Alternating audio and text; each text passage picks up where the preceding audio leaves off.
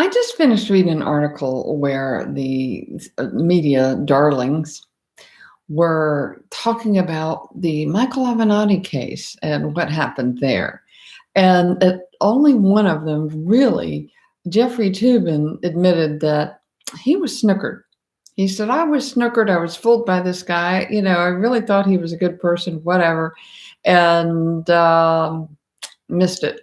You know, I had to laugh because it seemed to me so obvious, just in front of your face obvious, that Michael Avenatti was a creepy porn lawyer from the very beginning. He's nothing more than an ambulance chaser who wanted to have some press coverage, and challenging or finding somebody to say that Brett Kavanaugh had done something untoward would get him in front of the cameras and make him the darling of the Democrats.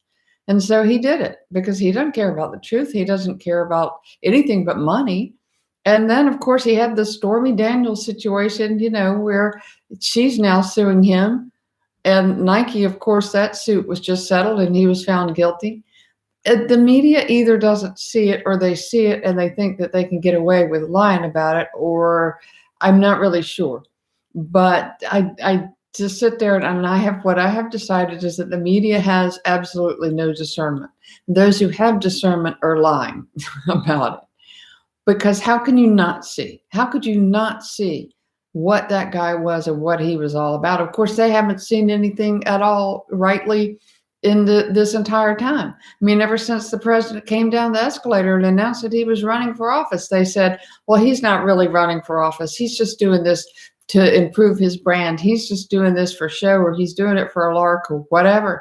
He's not going to stay in the race. He's not going to make it through the primaries. Well, he made it through the primaries. And he's not going to be elected. This is embarrassment. He's not going to go any further. And Access Hollywood tape they thought was going to take him out, and it didn't. And of course, then he became president. But then they were saying, well, he's not going to last through his first term. He's going to quit. He can't take this. He can't do this. He's going to resign, and he didn't. And they were saying, he's not going to run again. He's not going to run again. He's going to announce that he's resigning. He's not going to run again. Well, that's not true.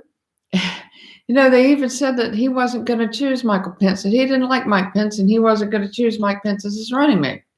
Well, that wasn't true either. So, they have been wrong and wrong and wrong and wrong and wrong. And they jump on any bandwagon they think is going to take the president down, or any person they think is going to take the president down. What happened, by the way, media, to Beto O'Rourke? He was your savior. He was the next JFK. You all were swooning all over him. And where is he? Well, I haven't heard much from him since he dropped out of the race. But even when he jumped in the race, I listened to him for 5 minutes and said, that guy is a stupid idiot. He's not going to go anywhere. There's nothing to him. I mean, and there wasn't, and I was right, and he jumped out and he's gone. And then they did jump on, well, this one's the savior, or this one's going to save us. And they've chosen the wrong horse every single race. They can't seem to get it right. They don't understand it at all. And even some of these down ballot races that they thought for sure were going to go blue went red. Of course, you don't hear much about them talking about those now because the Republican won. And so now they're jumping on the wrong bandwagon again. They jumped onto Russian hoax. Well, what that turned out to be, Russian hoax. There was no collusion. It was all a delusion. The whole thing was a delusion. The impeachment was a delusion. It was all made up stuff. None of this stuff is going to fly. And now they're jumping on the attorney general because he is looking into the Roger Stone case. And oh, media, you all did it again. You unearthed a really bad one this time. You're kicking and screaming as whole now pointing to, oh, let's look at this case a little harder. The jury foreperson tweeted out about Roger Stone before the case, during the trial, and even afterwards. I mean, she said she had not followed the case very much, but she was tweeting out about it, and she has her picture with Donna Brazile, so you couldn't get more political partisan than that. So, this is all going to come out, and y'all are going to have egg on your faces once again, because you're going to realize, oh, the attorney general was right, although you're not going to admit it. But he was right to look into the sentencing of this case. 4 people quit over it because they wanted to fry the guy. Give me a freaking break. Look at the truth for once. You don't like the facts, so you make them up. Like a news for you.